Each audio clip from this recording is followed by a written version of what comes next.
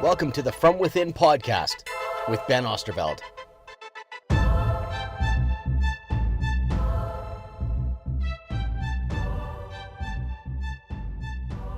Okay, we are on the Business From Within podcast. We've got Joey Coleman here. It is an honor to have you. Everyone I talk to says you're the nicest guy. I'll figure that out by the end. And, we'll see if they're telling the truth or not. No, your reputation goes way before you, Well, thank you. And I appreciate folks saying kind words, and it's a pleasure to be on the podcast. I'm excited to chat. Awesome. Yeah, it's funny. It's weird because we haven't had a chance to get to know each other, but we know a lot of the same people. We do. And, so this will be kind of us getting to know each other right now live. So that's what I love it.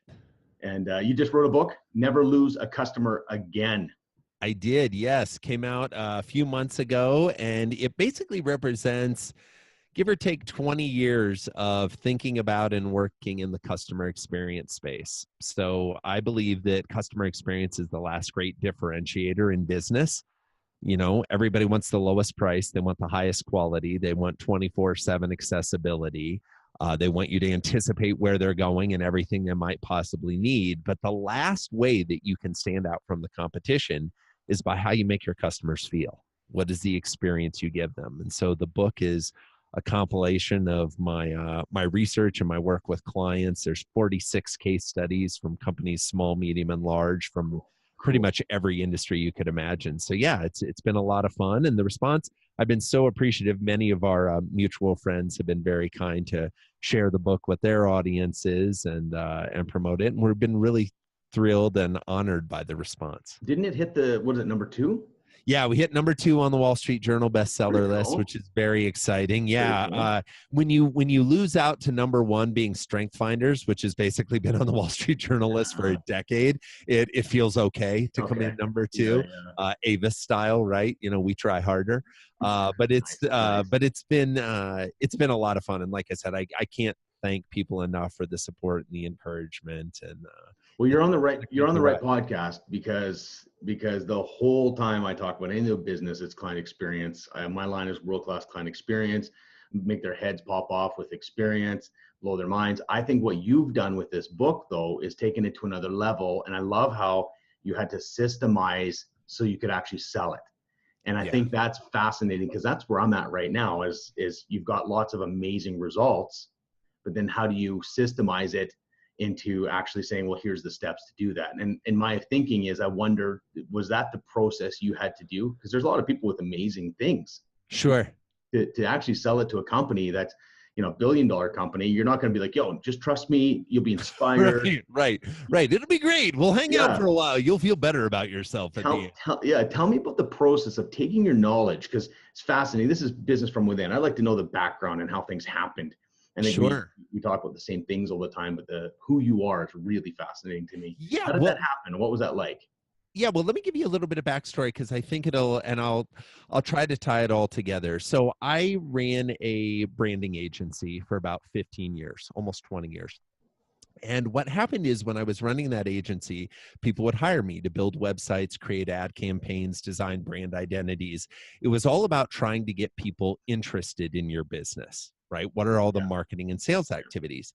And I would do this, and we'd have great success, and new business would be driven to my clients. But then when I check in with them 6 months later, the dial really hadn't moved.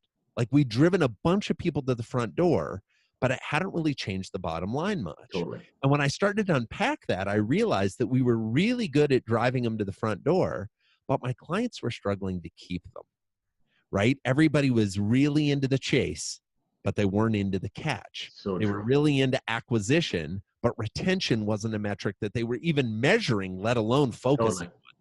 And so I realized that what was more important than being able to attract people was being able to keep people. And so I started looking more at, how can I help you with your customer experience? And so I spent, like I said, 15 plus years helping clients to develop their post-sale customer experience. And as I did that, I realized that there were actually ways to systematize it. See, most people, I think, believe that to create a remarkable experience, it needs to be, you know, this amazing convolution of an inspiring thought and a heartfelt gesture packaged up into a beautifully branded piece of promotional product, you know? And it's like, yeah, you know, it doesn't, you can actually systematize this. It doesn't have to be lightning striking. And so that's where we came from. And in putting this process together, it dawned on me that back in the 90s, I had worked for a company that did, it was basically a for-profit think tank called the Corporate Executive Board. It's now part of Gartner. And what happened is I was reading a study about banks, and I found out that in the typical bank, 32% of customers leave a bank. New customers to the bank will leave before their 1-year anniversary. And half of those, so 16%, will leave before the 100-day anniversary. So they'll leave in the first 100 days. I thought, well, this is shocking. And it's also what I had experienced years later when I'm working with all these clients and they're losing customers. I remembered back to that study.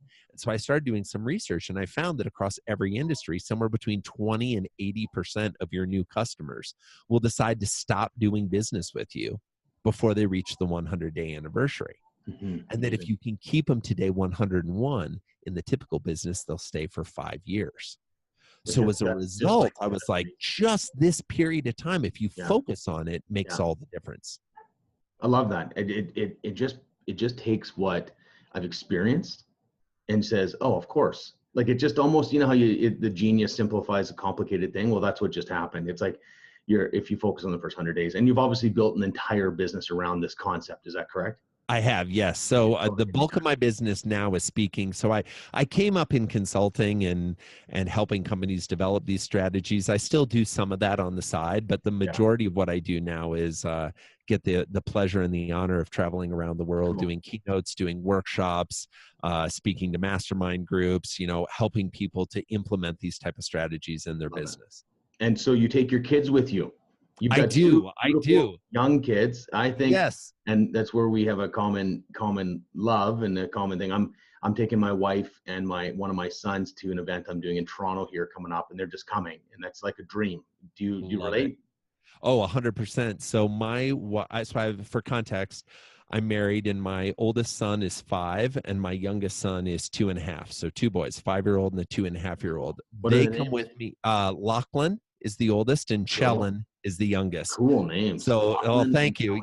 Love it. You know, when you run a branding business, when it comes time to naming your kids, you better be trying to be a little creative. And thankfully, my wife was along for the ride. So Lachlan got the Irish-Scottish name that is my heritage. Cool. Chellen got the Swedish-Norwegian name that is my wife's heritage. So the good news is it's highly unlikely that anybody at school in their class is going to have the same name. So that they'll get a little bit of standout opportunity there. But yeah, they travel with me about 70% of the time. Cool. My oldest has been to, I think the last time I checked, I think 11 countries now. He's been on over 450 flights. My youngest is over 250 flights. I think he's been to 9 countries. And in an era where, frankly, most Americans don't have a passport, we're trying to instill in our boys how lucky they were to be born in North America alone, let alone the United States, and to travel the world and experience different cultures, different people, different perspectives, because that all ties into experience as well, right? Totally. You know, the more experiences we have in our life, the easier it is for us to be able to discern. I was actually going to ask you that. It's kind of like, I think about the experts, okay? Like the old saying, the shoemaker's shoe always has holes in it. And it was kind of a weird question to ask you, and like, because I don't know you that well, and I think I don't want to be no, any questions, fair game, man. Because I think about it, and it's like, you're probably masterful on client experience. How masterful are you on family experience and home experience? You know, I here's the interesting thing. I don't know that I'd call myself masterful on client experience. I try to be, but what I've come to realize is that client experience and family experience are very similar in the sense that you're never done. You're never done. It's beautiful. Just need to sit that in for a second. It's all about how are you making the next set of experiences more remarkable than the last one. Like, you know, I think being a parent is incredibly, incredibly difficult. There are days where I feel like I'm doing well. There are many days where I feel like I'm not I'm with doing you, man. well at all. I'm with you. And, but it's each day do you recommit to, you know what, yesterday was yesterday, tomorrow's tomorrow, but today I'm going to do my best to create the best experience I can for my wife, for my kids, for my clients, for my friends, for the people listening to podcasts I record, to, what are you doing to try to bring all of your energy, all of your focus, the very best version of you to the table every day. Mhm. And I think that's a challenge. I think it's a never-ending task. I think to do it successfully, you need to have days where you're not on stage, where you're not performing, recharge days. And that's something I've certainly learned over the last few Cool. years, that most entrepreneurs are pretty horrible at taking time off. Totally. They're horrible at celebrating their successes. They're horrible at self-care.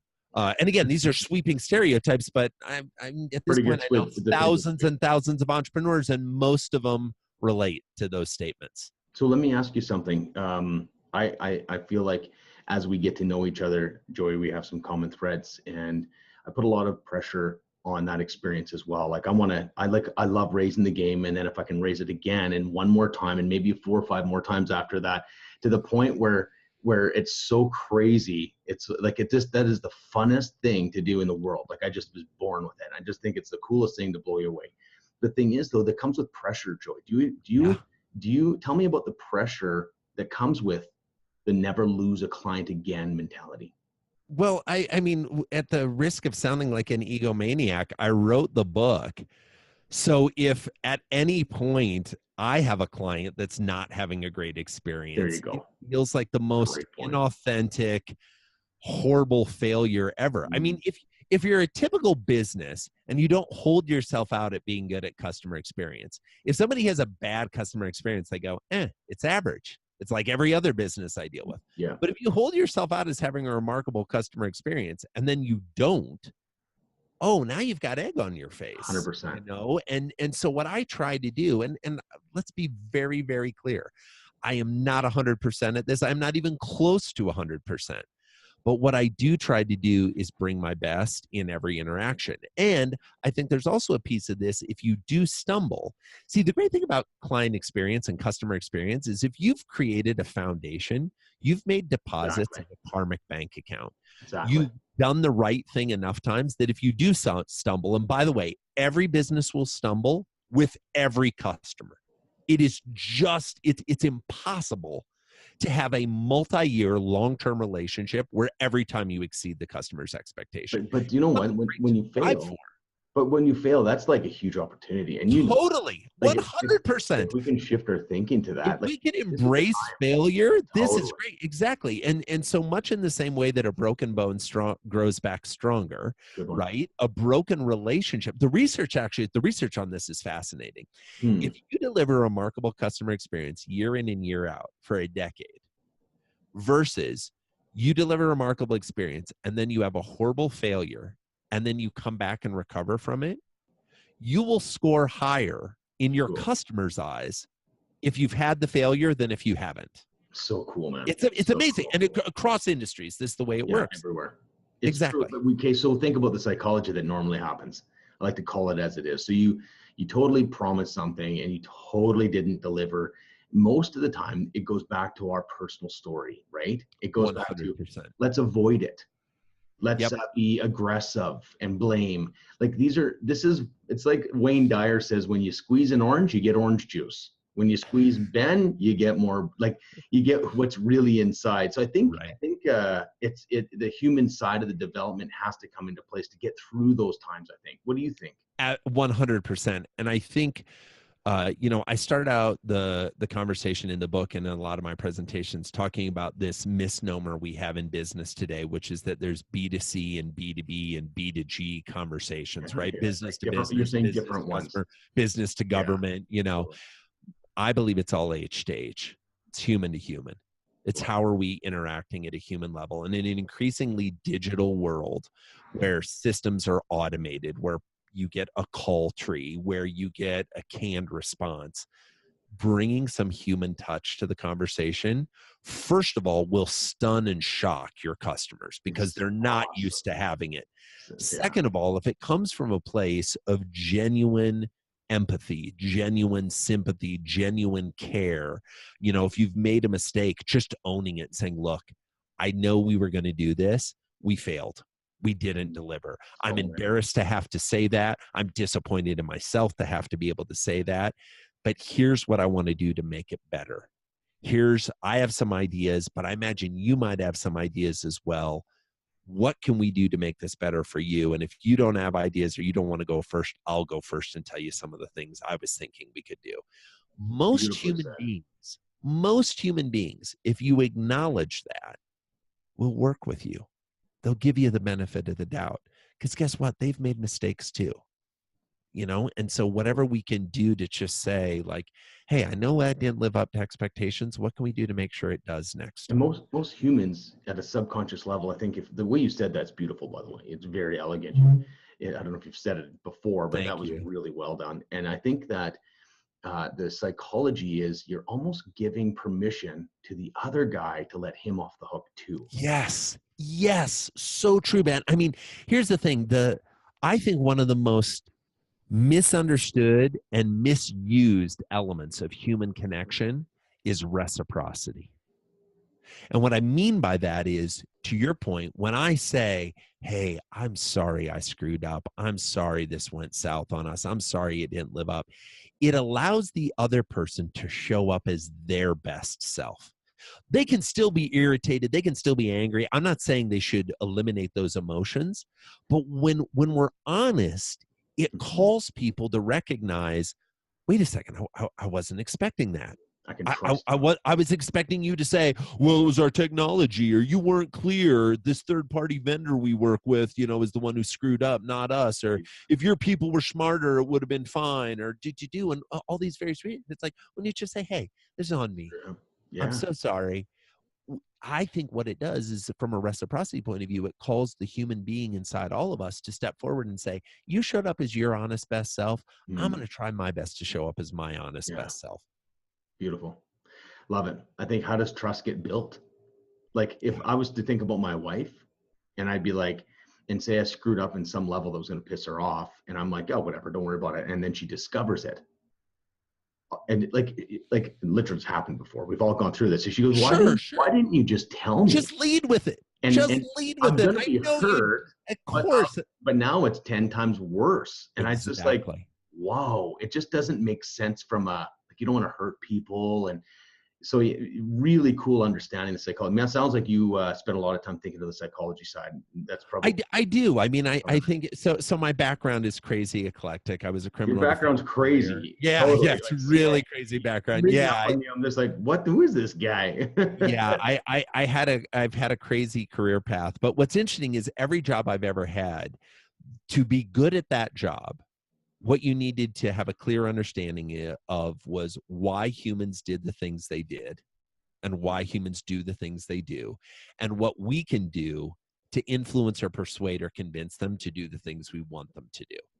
So human psychology was a common thread when I was in criminal defense. It was a common thread when I worked in sales, when I worked in the intelligence community for the government. I mean, there are a lot of different aspects of how do humans interact with other humans. And so I spend a good amount of time reading in that space too, and kind of trying to understand emotions and behavior and human psychology. And it helps as a parent too, right? I mean, when you start to understand. It's relationships, right? Like, it sounds like everything is packaged, relationships, but like legit, like it's relationships. I mean, if you think about it, relationships as a concept or as a core essence or theme connects every aspect of our life. So we have our relationship to our customers. We have our relationship to our spouse and our kids. We also have relationship to our friends. We have relationship to our coworkers.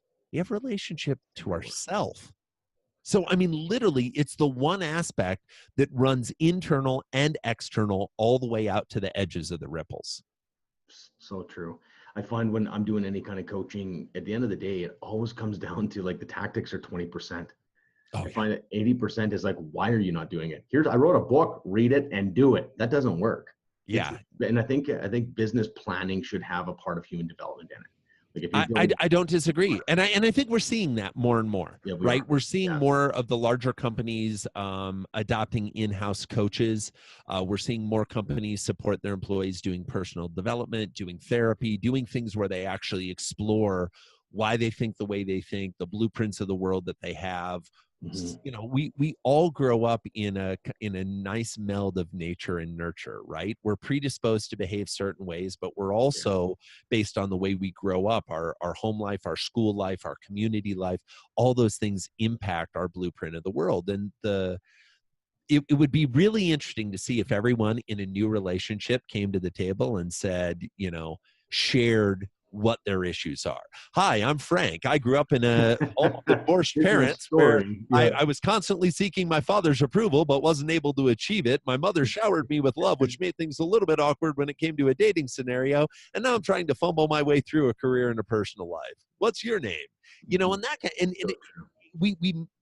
I joke about it a little bit in that scenario, but how great would it be if we could just put our stuff on the table at the beginning? Well, there's And vulnerability, say, like, right? this is who I am. I'm working on it. I'm trying to be better. I mean, you mentioned, you know, your relationship with your wife. You know, my wife's a saint.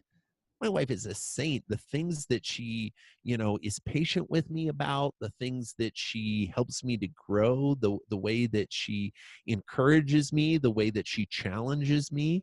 You know, oh, that we would be so lucky for all of us to have a relationship in our life with somebody who will just say it Exactly. the way it is and Yeah. accept us for who we are, and you know, expect our best but not demand our best. I think there's a difference there. I think in a Really lot of well said. Really relationships well people said. try to demand the best. It's like, no, Or expected. expect the Yeah. best and hope for the best and look for the best, but let's not, I don't think demands are a good thing in relationships in general. And it could be packaged in expectation. Demand is a pretty heavy word, and I think that some people will be like, "Oh, I don't demand." Like, do you expect? It's just like a little bit different, softer, a different thing. But it's kind of like, I expect you to be home for dinner. I expect that. Oh, geez. So it's kind of a demand, right? It's just, Yeah, but sometimes we just verbiage, we change it, and we think it's almost like, I'm frustrated. No, you're exactly. angry. You know Yeah, what I yeah, mean? well, absolutely. I mean, yeah, Words are interesting. talk about an emotion that is so unacknowledged in our society, and yet we see it spilling out in Amazing. terrible ways. Anger. I mean, Crazy. What a let's just topic. acknowledge we all have anger. We 100%. all have anger. And that's okay. There's nothing wrong with it. If on one hand we want everybody, don't worry, be happy, right, to feel happiness, we should be okay with everybody feeling anger too. We should be okay with Yeah. everybody feeling Sad. sadness, Yeah. right? Frustration, you know, all the different emotional words. There's an exercise I do in some of my workshops where I took there are a couple of social psychologists that are famous for creating lists of emotions, three in particular. I took all three of their lists, I combined them into one master list. We have all the quote unquote positive Yeah. emotions on one side of the page and all the negative emotions Cool. on the other side of the page. What's fascinating when I do this exercise is, and again, this is just using those three lists as the source material. There are more potential negative emotions to be felt than positive. So before we even start, You're as saying human just the beings, list. just the list, before we even get into what actually happened, the list of words that describe emotions, Crazy, there eh? are more negative ones on the list than positive, just to start with. You're at a Okay, disadvantage out of the gate. 100%. Then what I do is I ask people, circle all the emotions that you think a customer experiences when they do business with you in the first week. What are all the emotions they experience? And people come back with these incredible revelations. Oh my gosh, I didn't even think about all the emotional roller coaster they were on.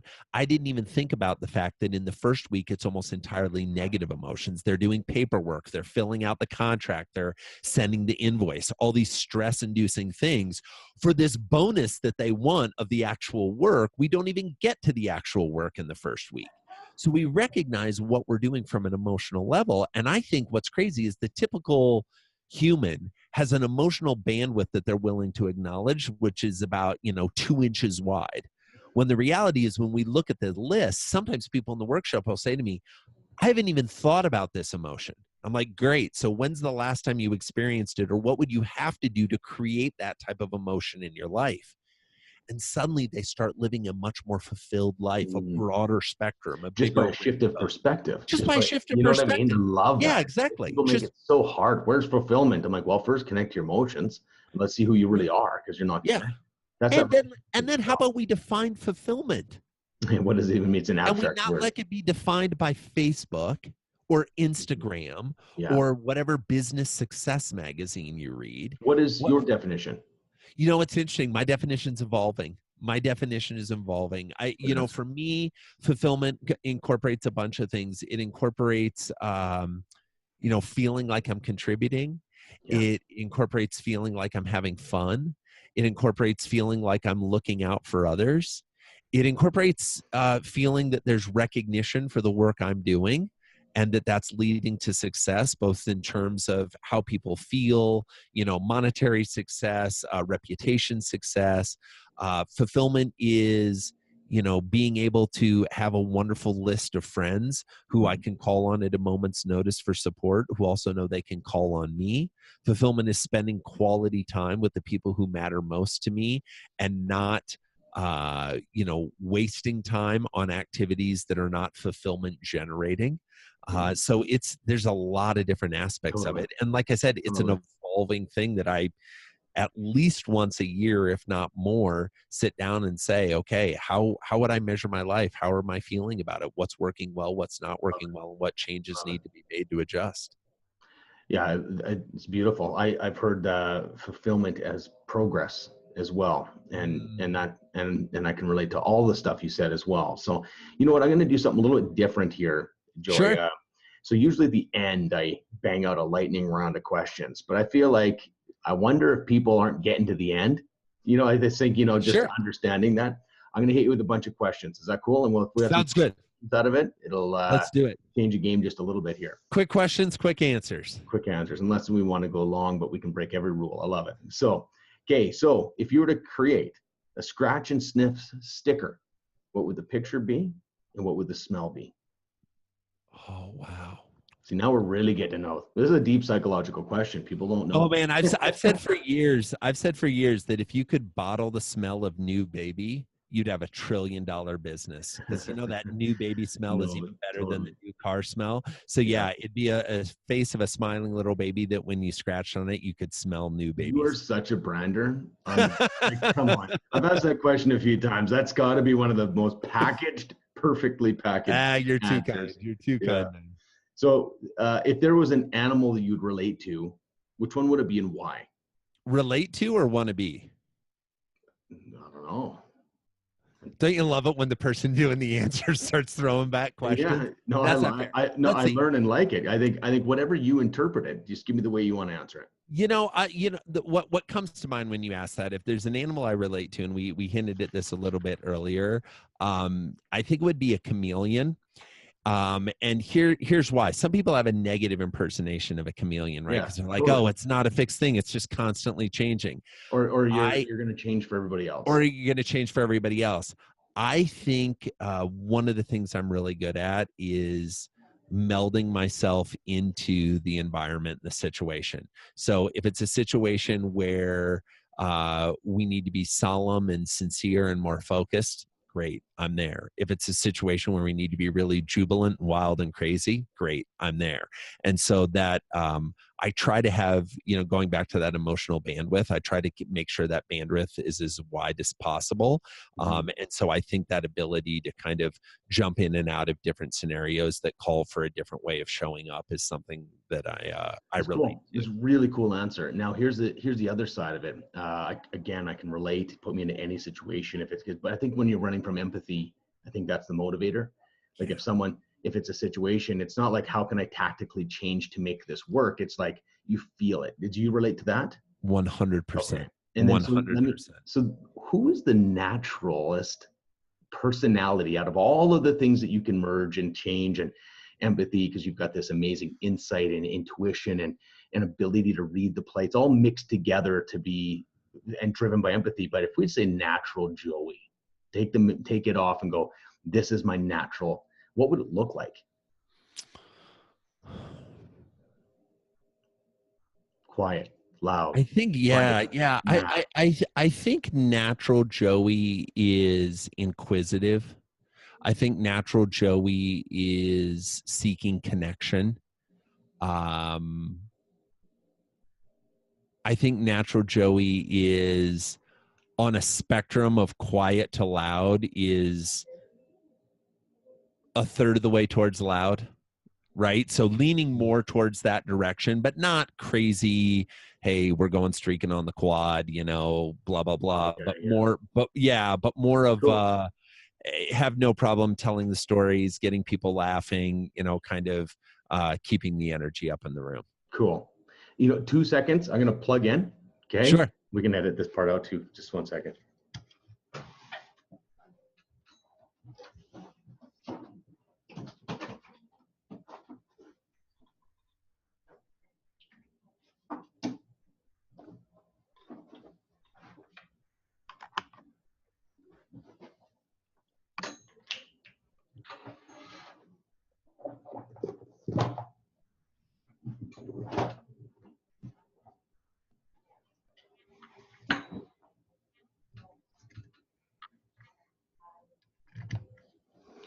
There's also some construction going on around me here. Yeah, it keeps it exciting. Yeah, it honestly, I think it doesn't matter. Like when you have a good content, I think if someone doesn't listen to something because of Background static noise or background noise, it's Yeah. obviously not good enough to listen to anyway. So Right. We'll push through anything Yeah. if we feel like we're getting some value. Totally. Okay. Favorite comfort food? Favorite comfort food? Ooh, that'd be to drink root beer and to eat probably pizza. Pizza's a big one, hey? Yeah. That's got to yeah. be the most famous food in the world. Yeah. Is there anything left on your bucket list? Oh my gosh, so many things. Oh my God. Wow. Hundreds and hundreds of things. Yeah, I'm one of these people who loves the progress we're making in longevity and health and genetics because I got a lot I want to do. Love it. I want to do. So yeah, Okay, give me one that pops into your head. What's the so one that's on the list is I've had the pleasure of traveling to 6 of the 7 continents. I've not been to Antarctica yet. I got to get that done. I'm super excited to get it done. So that is high on my list of things that I want to accomplish. That's cool. That's cool. Like the kind of a trip there. But yeah, I don't know how you even take a trip there. Is it like Well, there's a couple. I've done a good amount of research on this. There's a number of different ways, but I think the way I want to do now is there are a couple of boats that go down, and then you actually get on smaller boats and go out on the ice. And then a friend of my wife's actually lived on Antarctica as a research scientist for like 6 months or a year. So that I've also thought that could be really fun. They're not super, at least based on the research I've done, they're not very keen to have families come and spend the whole time because the weather can be pretty harsh, and plus you're inside for a significant amount of time. Like you literally cannot go outside, or if you do, it's very quick. So that I think that'd be interesting to explore. My oldest son relates to you. It's all he wants. He goes, Dad, I want to go to Antarctica. He's 14 years old. He's I love the cold. I'm like, really? That's like not my first place. Nice. Obviously Joey's last place as well. Yeah, exactly. Right, it's last on the list. Also the hardest one to get to. The others are, they're pretty easy flights to get to any continent on the Earth except Antarctica. There's a flight, but it's not easy to get to. It's not easy. What's the best, thinking of your customer experience and your breathtaking stuff, what's the best physical gift you have received that would pop up to your mind quickly here? Yeah, so this one is real easy. When I turned 40, my wife presented me with a book that included letters from people of every experience in my life. There were letters from my parents, my siblings, grade school friends, high school friends, college friends, law school friends, clients, colleagues, you name it. And she basically went to these folks and said, write a letter to Joey telling him what he means to you. Holy crap. And it was, when sometimes you get these questions where people, it was amazing. It was absolutely incredible. The wheels are turning. I'm like, I'm doing it. Incredible gift. Incredible. I highly recommend you do this for the people in your life you love. And when people talk about, if your house was on fire and you had to run out of the house, what would you grab? obviously I'd make sure my wife and my two boys were out. But once that was done, I'm getting the book she made for me, and then I made one for her when she turned 40. I'm grabbing those two books. Even though there's digital scans of them, I want the tactile letters that I actually wrote. So let's spin this to nostalgia then, because I'm fascinated from a marketing perspective. Nostalgia is one of my favorite thinkings. And if you were to go back to your childhood or how far back, if I was to say, what's the thing in your life that would be just like so nostalgic? Like there's some examples would be like a little wrestling figurine you used to play with in a tub, the WWF, or like a old school Mario video game, or like you know what I mean? Like I do. Okay, so what would be something that you'd be like, I'm totally like, my emotions get triggered with this nostalgia? Well, it's a great question. I agree with you. Nostalgia is a powerful tool for creating connection. And I grew up at a glorious time, like late 70s through the 80s.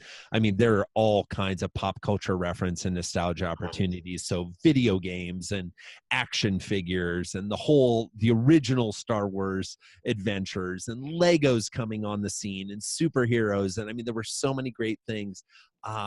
What comes to mind when you ask the question are all the Star Wars and G.I. Joe action figures. Loved those. And quick little story. So I was an avid collector of G.I. Joe figures. I love one of those guys. My brother. I was one of those guys, right? Things. Oh man, I love G.I. Joe guys. And what was fascinating, and my grandfather was career Air Force. My father had served in the Army. So we had military in the family, and I thought this was really interesting. But on the back of the packages, they used to have these little dossier cards where they would tell you the soldier's name and like their hometown and a little about them and, you know, special missions they'd been on and stuff. No way. Was it the actual package? It was the actual back of the package. And with the idea being that once you pulled the guy out, if you wanted to, you would cut the card out and then keep the cards like in a 3x5 filing card case where you could like build your missions by who was qualified, right? No way.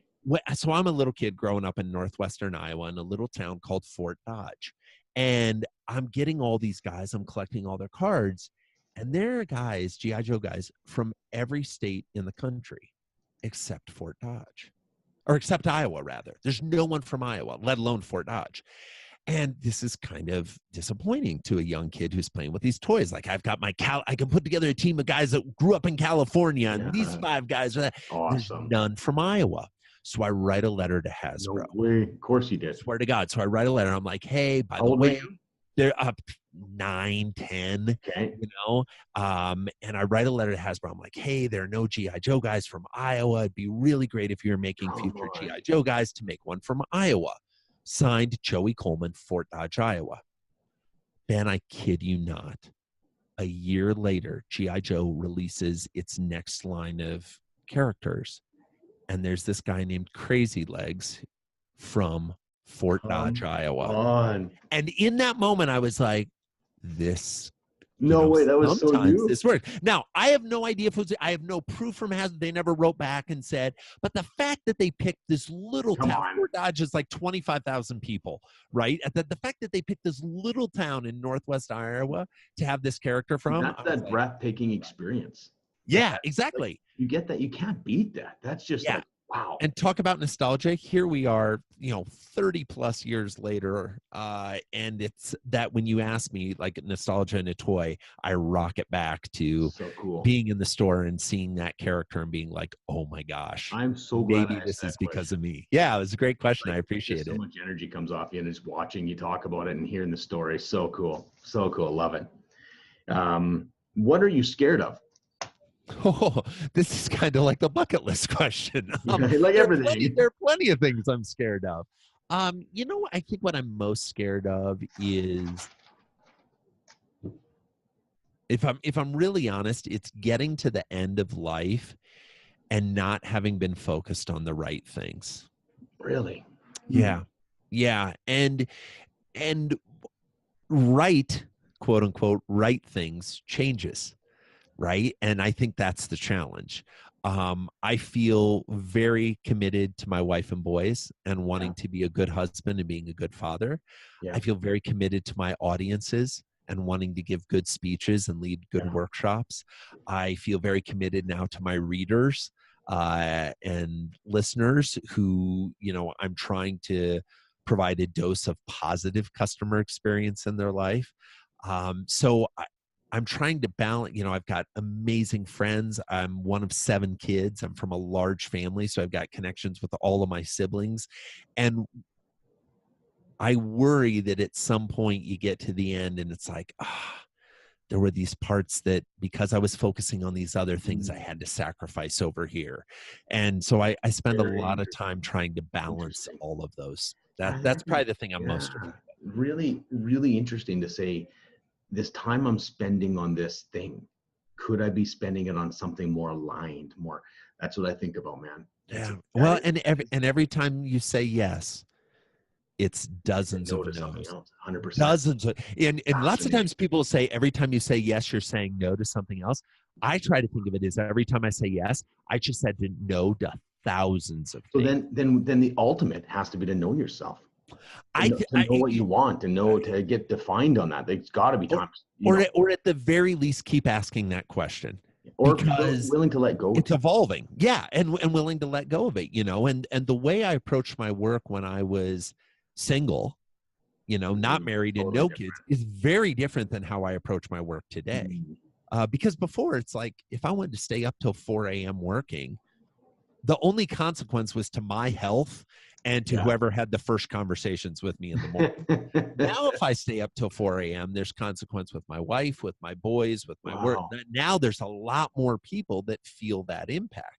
And I think I love that there's actually, I used to be one of those people who tracked the number of all-nighters I pulled in a year. So my record was like 36, 37 all-nighters in a year. Working or partying? Working. And I wore that like a badge of honor on my sleeve. Like same guy. And now I look back at that and I'm like, what was I doing? What was I doing? Those were not good choices. And so now one of the things, and I love that this is actually becoming a trend in the entrepreneurial world, is to think more about sleep. I mean, we have sleep. So good. I would love it if CEOs started posting how much sleep they got. Not how many projects they completed, not how many companies they took public, but I average 7 hours a night, 8 hours a night, 9 hours a night, whatever it is, because I think, and I know Arianna Huffington has become huge about this in the last few years as a proponent of sleep. And I think more sleep, it's, I can't think of a scenario where sleeping more is the wrong choice. Yeah. You know what I mean? I think as a general rule, sleeping more each night is always the best choice. Even naps. I hate naps because I'm driven beyond driven, but what keeps me grounded is my family, which checks me in. So I check out on everything else and I hang out with my family. That's my grounding. I just like, okay, time to stop. Yeah. Well, and it's interesting. I love naps and have used naps effectively throughout the years, but I realized that I was using naps as a tool to reduce the total amount of sleep I had at night. Because I'm one of those people, and I know that this can be annoying because it's annoying to a lot of people in my life. I'm one of those people, I can put my head on a pillow and be asleep in less than 5 minutes, anytime, any space, any scenario. And on a 15 to 20 minute nap, I wake up feeling like I've slept a couple hours. That's the trick, right? They say shorter 30-minute under, or else you're going to feel totally groggy. Exactly. So that's been effective. But what I've realized maybe in the last year is that I was using that as a Band-Aid or a crutch to shorten the amount I was sleeping at night. And now it's a way to justify your behavior, really. Exactly. Hey, what's the coolest gadget that's new to you that's you're using and you're like an app or something kind of gadget electronic thing that you're like, oh, I love this thing? Yeah, that's an interesting question. I am not as much as a gadgety app guy as folks might assume. I have a podcast with my buddy Dan Gingas called Experience This, and he is constantly teasing me because I'm not on Twitter. Like, I have an account on Twitter, but I think it's been like 90 days since I've tweeted or something now. He keeps track of it, and I'm just so I'm not a big app gadget tool guy in that sense. I would say, what is the tool? I'm looking around my desk to see if there's anything I've used. I definitely love. I think the coolest tool I've used lately is Apple AirPods, the earbuds from Apple that are wireless. Yeah. It amazes me for a number of reasons. First of all, the sound quality is incredible. Second of all, the fact that they could make an earbud that works in like 90+% of people's ears, I think That's crazy. I see them; they never fall out. Engineering marvel. Yeah, it's difficult to get them to fall out. And some people who I've seen, they're like, oh, well, I was, doing a triathlon and it fell out. Yeah, like, no doubt. I'm in the pool or something. Yeah, it's like, of course it fell out. Let's not expect them to be, perfect at everything. But no, I see them everywhere. I'm thinking, man, they just stay in. That's cool. Yeah. That's a really cool answer. So that's a fun one. I think those. Yeah. That's. You know what? My computer is not charging. Joey, just so sorry. Just give me 1 second. That's all good. I'm looking. I'm like, it's plugged in. So just give me 1 second. I'm gonna try a different one.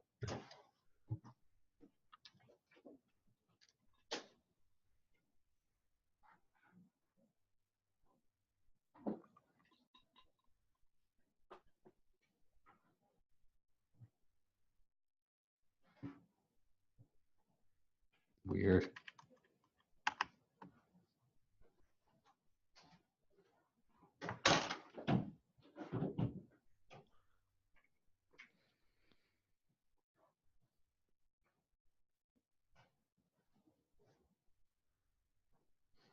So weird. Still not working? Doesn't seem to be charging. We may be on a quick deadline here. There you go. Just let me see. Why did the podcast end so quickly? Well, actually, we have to charge this thing. It's so weird.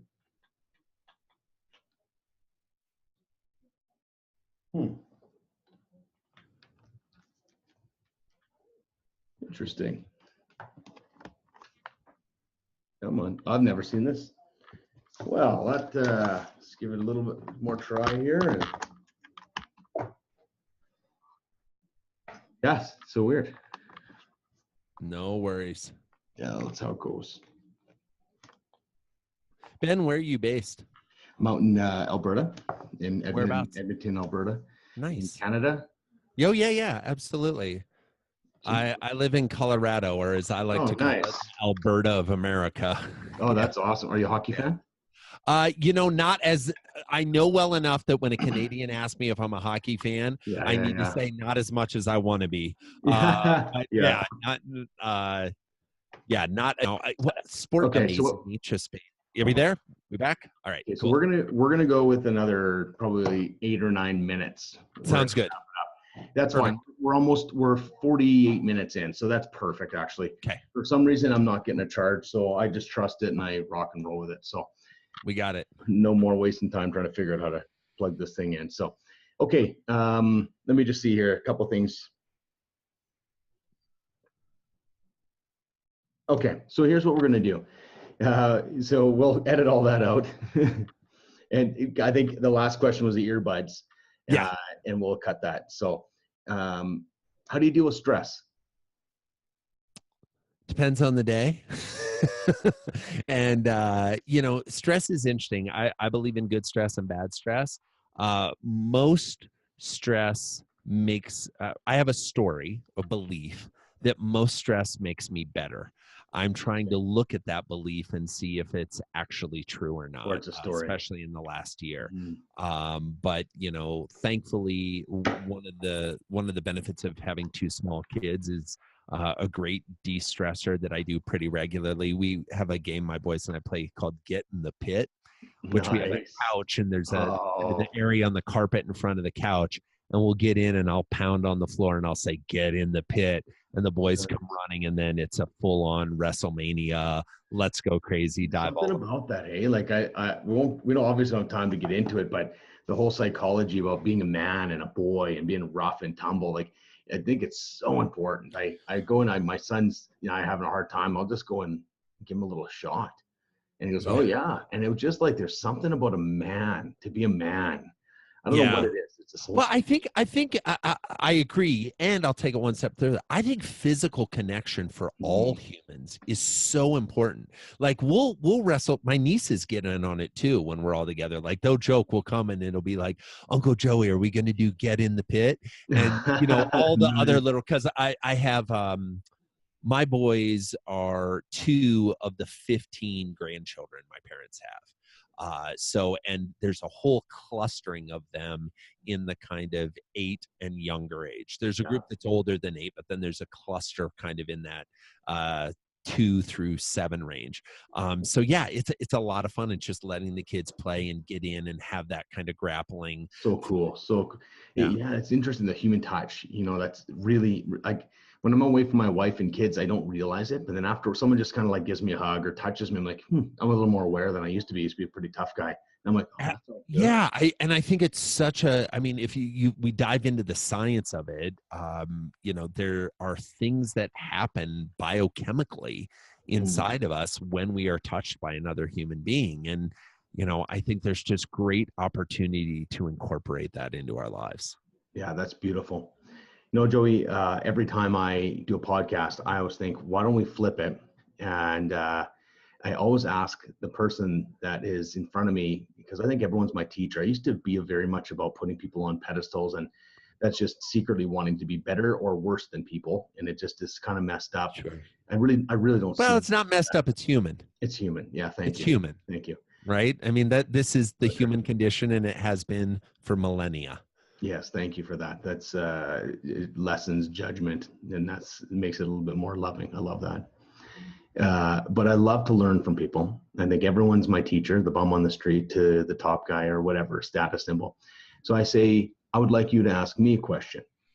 If you don't have a question, no big deal. But I'm always open myself up at the end of a podcast to take a question as well. Sure. No, I appreciate that.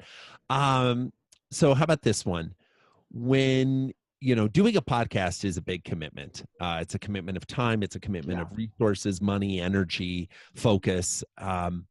What is the thing you've learned from the Business from Within podcast that surprised you the most, either about yourself, about business, about the human condition? You pick the category, but what is the thing that as you've been doing this, you realized or you learned that you didn't expect, kind of the unfound or the unexpected gem that's come out of this?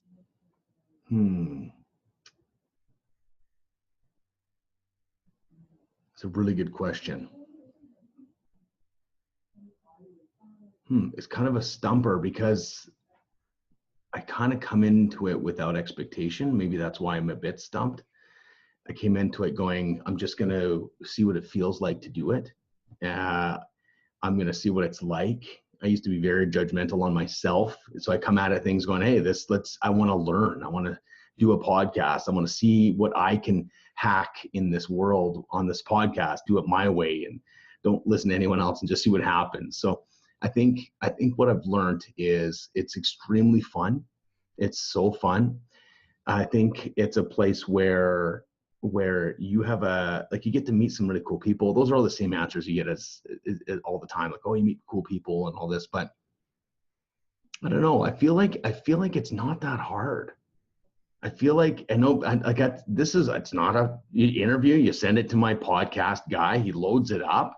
And I feel like if I'm just being myself and I'm not trying too hard, I just really wanted sincere to get to know you and ask for some, and it's actually a lot of fun, and it's a lot easier than I thought. I think that's the unexpected. It was easier than you thought. I love it. Which seems weird because most people are like, it's way harder than I thought, but it's pretty easy to do. I love that answer because I think that answer applies to a lot of things in life, and it ties back to the conversation we were having about just admitting when something goes wrong, right? It's easier than you think. Yeah, like we build these stories that one of the best things about the human mind is the stories that it can concoct. The creation. Oh my goodness, that's a whole nother podcast. Totally, and I think the challenge is if we can just lean in and say, you know what, this might not be. This might be a challenge. This might be difficult. It might be hard, but it's actually going to end up feeling easier than I think it is in the state of indecision or the state of inaction.